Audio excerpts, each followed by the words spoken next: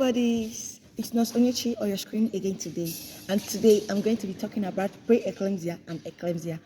So, if you're a pregnant woman or you would be mother, like you will give very very soon, you're expecting a baby or you're expecting to get pregnant very soon, carry your seat and come closer, guys. As a woman, pregnancy is supposed to be a time of joy, not fear, not something you should be scared about, right? It's something that you should be happy about. We're expecting a new human being into the world. But there is a condition that silently turns that joy into danger. It's called pre-eclampsia.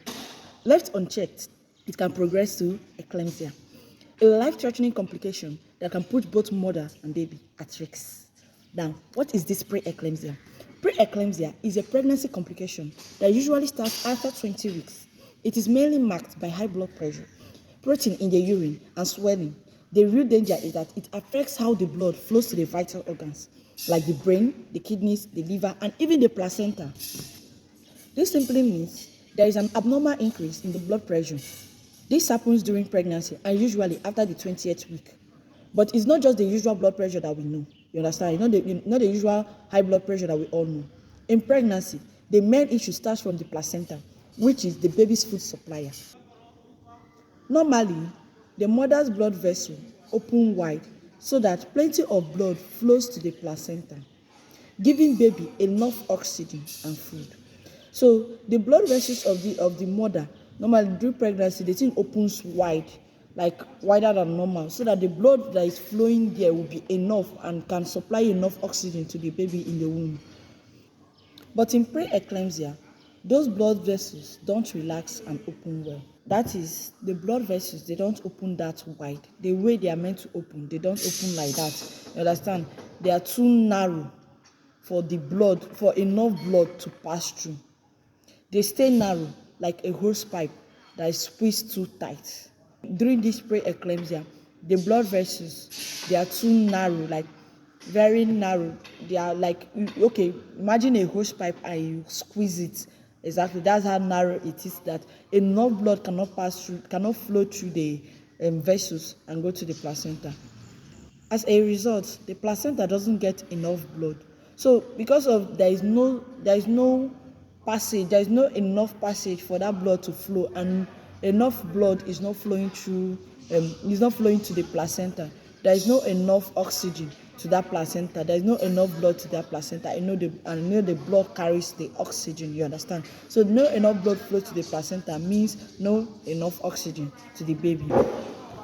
These blood vessels, they stay narrow like a hose pipe that is squeezed too tight. When you bring a hose tight and you squeeze it like this, imagine now trying to put water inside that hose pipe. Enough water is not going to pass through that pipe to the next side. You understand? Now, this is what happened in pre-eclampsia. The blood vessels are squeezed, like the blood vessels are not wide enough, and they are just like a squeeze pipe. So enough blood is not passing through the blood vessel to the placenta, which causes passage of little food and little oxygen to the baby. So the baby is not going to be getting enough oxygen and enough food. And when the placenta is stressed, it complains by sending signals to the mother's body. So this placenta, one is staying alive because of the blood that is coming to it and the oxygen is getting from the blood. So when there is not enough blood coming to the placenta and not enough blood going to the baby, the both of them are going to try to share the blood to get enough to keep them alive. When this is not happening, the placenta feels stressed and is going to send a complaint back to the mother's body. It's going to send a signal, a complaint back to the mother's body. When the placenta has sent a signal to the mother's body, you see the blood pressure of the mother, it rises. It rises to equalize everything in the body. So since there is a signal that comes to it that, oh, we are not receiving enough blood here, so the pressure is going to rise so that it's going to pump enough blood to them and there will be enough blood flow to them. That is why her blood pressure rises. Protein may leak into urine and swelling shows up. So there is protein in urea, which is proteinuria, and there will be swelling, which we all know as edema. Now, what is eclampsia? Eclampsia is the severe stage of pre-eclampsia. From the name, pre, that's before. It is when seizure starts happening in pregnant woman who already has preeclampsia. That is, this eclampsia, it comes to a pregnant woman who already has this preeclampsia. So this seizure can be deadly if not treated fast.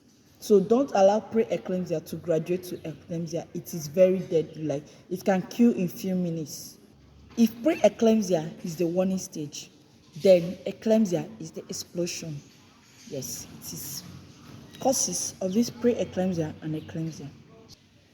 The exact cause is not fully understood, but it is linked to problems in how the placenta develops and how blood vessels supply it. Other risk factors include, that is, people that are at risk of suffering from this preeclampsia, they include first pregnancy, that's people that are getting pregnant for the first time, multiple pregnancy, that's twins, triplets, non-plets, and so on and so forth. Teenage mothers or women above 35 years. Obesity, that's people that are obese. Family history of preeclampsia, that is, if there's a history of preeclampsia in your family before, you are likely to suffer from preeclampsia. Pre-existing conditions like diabetes, kidney disease, or chronic hypertension. So all these are the risk factors of preeclampsia.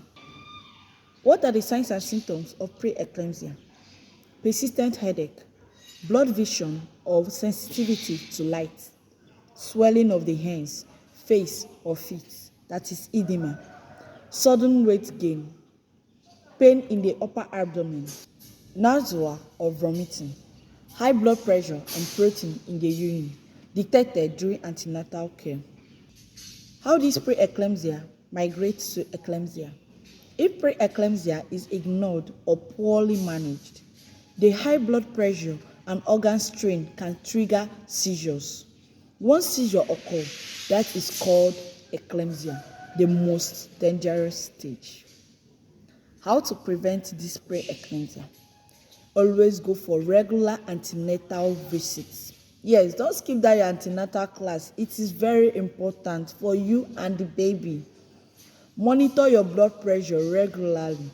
If you don't have a blood pressure apparatus, you can get one, or you can be going to nearest clinic around you to check it. Eat a balanced diet and reduce salt intake. Stay physically active as advised by your doctor.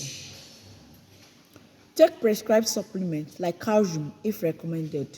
Avoid self-medicating. Please, pregnant women, there are very medications that pregnancy rejects. That's malaria medicine that you normally take before you got pregnant. You cannot take it again. They have different medication for pregnant women. You don't take the medication you take before you were pregnant. This time you are pregnant. It is very risky for your health and for the baby's health. How to manage this preeclampsia? Close monitoring of blood pressure and urine, like we already said. Please keep monitoring your blood pressure every time, and try to do urine tests when you can. Bed rest in some cases. Please try to take rest. Auntie Jackie, yes, you have been doing it before you got pregnant, but now people are too need to rest. You need rest. Yes, you need it very well. Try to rest. Don't be saying, was I not doing this thing when I was before I got pregnant? Yes, you were doing it, but now you are pregnant. That's the difference. Please try to rest. Antihypertensive medication to control blood pressure. So if prescribed by your doctor, you should also take that. Magnesium sulfate to prevent seizures. The only permanent cure for preeclampsia is delivering of the baby and placenta. Doctors weigh the risks. If the pregnancy is far enough, they may deliver the baby. If it's still early, they manage the mother closely until safe for delivery. So remember this: swollen feet, headache, blurred vision are not always normal pregnancy symptoms. They may be a warning of preeclampsia. Preeclampsia and eclampsia are dangerous, but with early detection and good care, both mother and baby can be saved. Thank you guys. Please like, share, comment, and follow me for more. Please share the video so you can get to every other people and they will know about this condition also. Love you.